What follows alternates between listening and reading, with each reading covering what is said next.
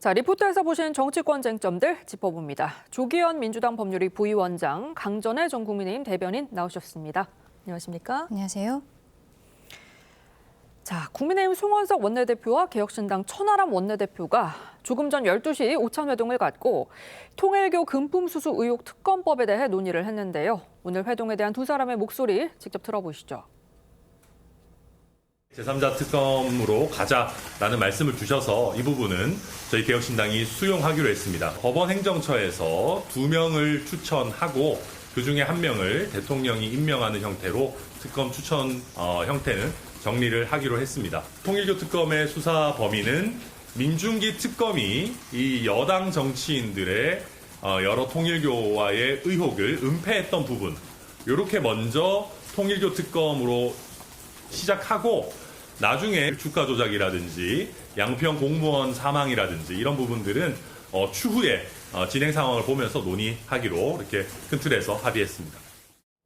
이 특검 추천권을 두고 국민의힘은 법률 전문가가, 개혁신당은 제3당의 추천권을 행사해야 한다라고 주장을 했고 특검 배분을 두고도 이견을 보였는데 한 발씩 양보를 했다고 볼 수 있을까요?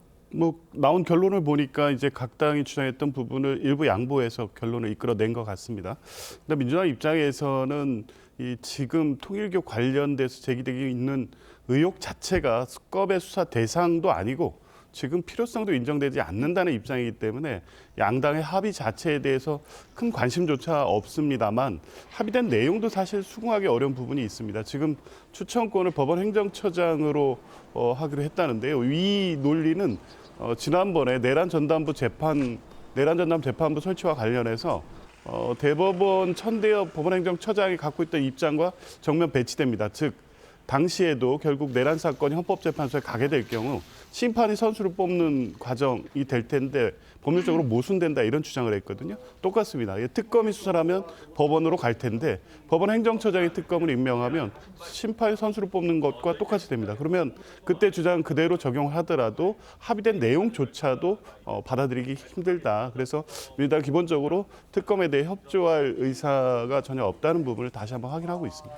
네, 국민의힘과 개혁신당은 조율이 마무리가 되면 최종 합의를 거쳐 특검법 발의에 나설 예정인데 발의를 한다고 해도 의석수상 민주당이 반대를 하면 통과될 수가 없습니다. 어떤 대안 갖고 계신가요? 그렇죠. 빠르면 오늘 안에 법안을 발의하겠다라고 밝히고 있는 상황인데요. 민주당이 거대 여당으로서 국회를 완전히 폭주를 하고 있는 상황에서 오늘 박수현 수석 대변인도 현 시점, 현 단계에서는 특검에 대해서 논의하지 않겠다라고 정확하게 선을 그은 상황입니다. 네. 결국에는 저희 야당들이 국민들을 더 설득하는 과정이 있어야겠다라는 생각인데요. 최근에 여론조사를 보더라도 이 통일교와 관련해서는 특검을 해야 한다라는 것에 있어서 국민들의 다수가 동의하고 있는 것으로 나온 부분들이 있습니다. 예. 특히 민주당 쪽을 지지하시는 분들조차 그런 생각을 가지고 계신다는 것이 이미 여론조사상으로도 나왔기 때문에 아까 박수현 의원이 이야기한 게요. 새로운 사실이 나오지 않는 한이라는 또 조건을 달긴 했더라고요. 그렇다면 당 입장에서도 만약에 앞으로의 수사 과정에 있어서 더 핵심 증거 같은 것들이 나오게 된다면 특검을 수용할 수밖에 없겠다라는 것이 민주당 내에서도 기류가 점점 생겨나고 있는 것이 아닌가 생각합니다.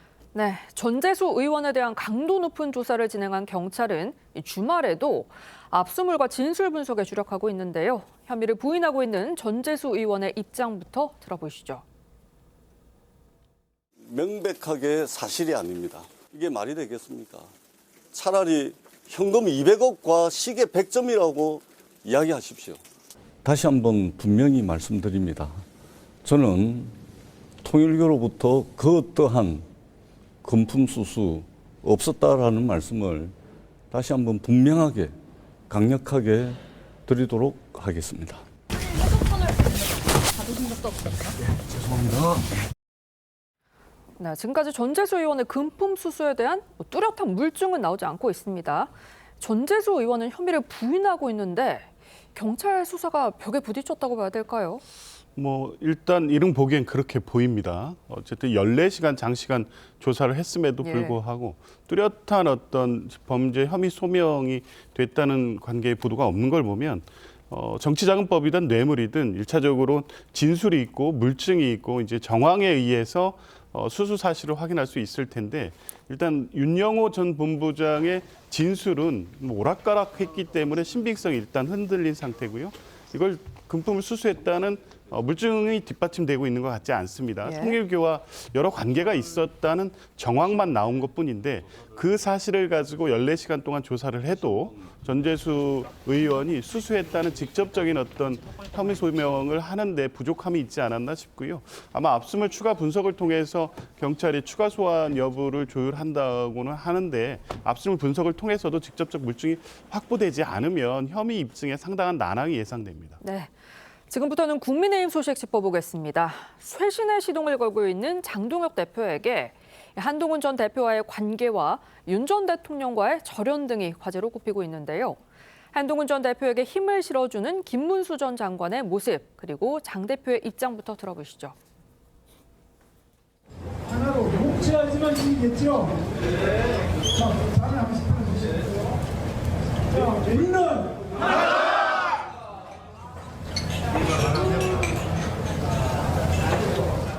개헌과 탄핵이 가져온 그 결과에 대해서는 책임을 져야 된다고 생각합니다. 국민의힘 대표로서 그에 대해서 무거운 책임감을 느끼고 있습니다. 우리가 이제 변해야 할 시점입니다. 저는 제 부족함도 잘 알고 있습니다. 그리고 무엇을 더 채워야 될지도 듣고 있습니다. 자, 장동혁 대표, 국민의힘 위기를 돌파할 방안으로 당명 교체 카드를 꺼내들었습니다. 당명을 바꾸게 되면 5년 만이거든요. 일부에서는 뭐 껍데기만 바꾸는 거 아니냐 이런 지적도 있어요. 그렇죠. 그런 지적이 나오는 것은 사실이고 그런 의혹들을 좀 해소하기 위해서 장동혁 대표 체제가 조금 더 국민들께 보여드려야 된다라고 생각을 합니다. 장 대표가 최근 연설에서 한 14분 동안 변화라는 단어를 14번 사용을 했거든요. 예. 이제 앞으로 구체적으로 어떻게 국민들께 갈 것인지 국민들의 속으로 들어가는 국민의힘이 되겠다라고 이야기를 하고 있는데 그 발언은 뒤집어 생각해 보면은 지금 현 시점에서 국민의힘은 국민들 속에 있지 않다라는 것을 스스로도 알고 있다라는 것을 보여주고 있는 것이 아닌가라고도 생각을 합니다. 지금 최근에 어떠한 인선이라든지 이런 것들 때문에 장동혁 대표가 그동안 했었던 이야기, 태도들과 합쳐져서 진정성이 없다라는 지적들이 많이 나오고 있는 것은 사실입니다만 저는 아직까지 지명직 최고위원이 남아있는 부분들이 있어요. 장동혁 대표가 여기에 임명을 하지 않은 것이 앞으로 그 당의 방향성에 대해서 고민하는 시점이 있었기 때문에 지명직 최고를 지금까지 임명을 하지 않은 것이 아닌가라는 생각도 좀 들고요. 말씀하신 것처럼 이렇게 당명만 바꾸는 것을 넘어서서 정말로 국민들께 다가갈 수 있는 더 구체적인 로드맵도 보여드려야 되지 않을까 생각합니다. 2022년 선거에서 그 공천에 개입했다는 의혹 받고 계신데 어떻게 생각하십니까? 2022년에 윤석열 대통령이 저를 어떻게 대했는지 대부분의 국민들이 다 알고 있습니다. 그런데 그 상황에서 저랑 윤석열 대통령 공범으로 엮으려고 한다? 그거는 굉장히 무리한 시도다 생각합니다. 윤 전 대통령이 공천 개입했다는 의혹은 그 주장하셨는데 그건 그대로이신가요? 저는 일관되게 제가 의심스러운 공천 정황이 있었다는 말을 해왔고 그것은 제가 겪은 일이기 때문에 특검에 지금까지도 자료 제출이라는 것들을 성실히 해왔고 다만 그것이 범죄 구성 요건에 해당하는지 등은 그거야말로 법률가들이 알아서 할 일입니다. 자, 특검팀이 수사를 정식 개시한 이후 이준석 대표가 조사받는 건 처음입니다. 특검팀은 이준석 대표 조사를 위해서 94쪽 분량의 질문지를 준비했다고 하거든요. 핵심 쟁점이 뭘까요? 일단 확인해야 될 사실관계가 많을 것 같습니다. 이준석 대표 같은 경우에 22년 대선 당시에 당시 윤석열 대통령과 본인과의 관계가 뭐 어떤 범죄를 공모할 수 없었다는 것을 주장하고 있지만 실제 드러난 증거에 의하면 당시 이 지방선거와 재보선 선거를 앞두고 상당히 여러 가지 의사소통을 했던 상황들이 나와 있고 비정상적인 방법에 의해서 공천을 이루어지는 과정에 이준석 대표도 관여된 혐의가 있다고 보는 것이 지금까지 나온 상황에 따른 해석인 것 같습니다. 중요한 것은 이준석 대표가 당시 당 대표였음에도 불구하고 정당한 권한 행사 범위를 넘어서 윤석열 전 대통령의 공천 업무 방해 행위에 가담하고 관여한 것이 뭐 이 사건의 핵심 쟁점일 것이고요. 통상적인 당 대표로서의 권한 행사를 넘어서 비정상적인 이 공천권 행사를 윤석열 전 대통령의 지시를 받거나 아니면 묵시적 동의하에 했다고 하면 지금 특검이 들여다보고 있는 공천 업무 방해에 범죄 사실의 공범 관계가 형성될 수도 있다고 보는 것이 지금 특검의 시각인 것 같습니다. 예, 화제가 되고 있는 발언 하나 더 짚어보겠습니다. 김민석 국무총리가 이재명 정부 5년이 짧다는 이야기가 나온다고 해서 논란을 낳고 있는데요. 발언부터 직접 들어보시죠. 지난 시기에는 도대체 나라가 어떻게 돌아갔지? 어떻게 돌아갔을까? 상상이 안 가는 거예요, 정말. 지난 총선 전에는 어떤 분들은 5년이 너무 길다 뭐 이렇게 했는데 요새는 사람들이 5년이 너무 짧다 이러는 거 아니에요? 이재명 대통령과 함께 참으로 열심히 하겠습니다. 자, 김민석 국무총리 요새는 5년이 너무 짧다고 한다라고 하니까 국민의힘에서는 국민들이 임기가 4년 6개월이나 남아있는 걸 걱정하기도 한다 이렇게 꼬집었어요. 맞습니다. 그런데 지금 김민석 총리가 저렇게 이야기하는 것은 여러모로 굉장히 맞지 않다라고 생각을 하는데요.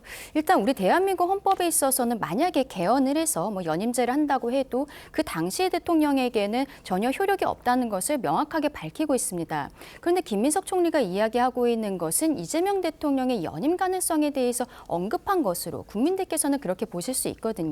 그러면 이게 지금 이 정부가 가지고 있는 헌법 수호 의지에 대해서 국민들께서는 의심을 하실 수밖에 없는 것이고요. 그리고 김민석 총리가 내년 지방선거에 있어서 서울시장 후보로 나올 수 있다라는 이야기들이 여전한 상황이기 때문에 어떻게 보면은 강성 지지층들에게 소구하기 위한 자기 정치가 아닌가라는 생각도 듭니다. 여러모로 굉장히 부적절한 발언이었다라고 지적하고 싶습니다. 네, 지금까지 정치권 쟁점 짚어봤습니다. 두 분 말씀 여기까지 듣겠습니다. 감사합니다.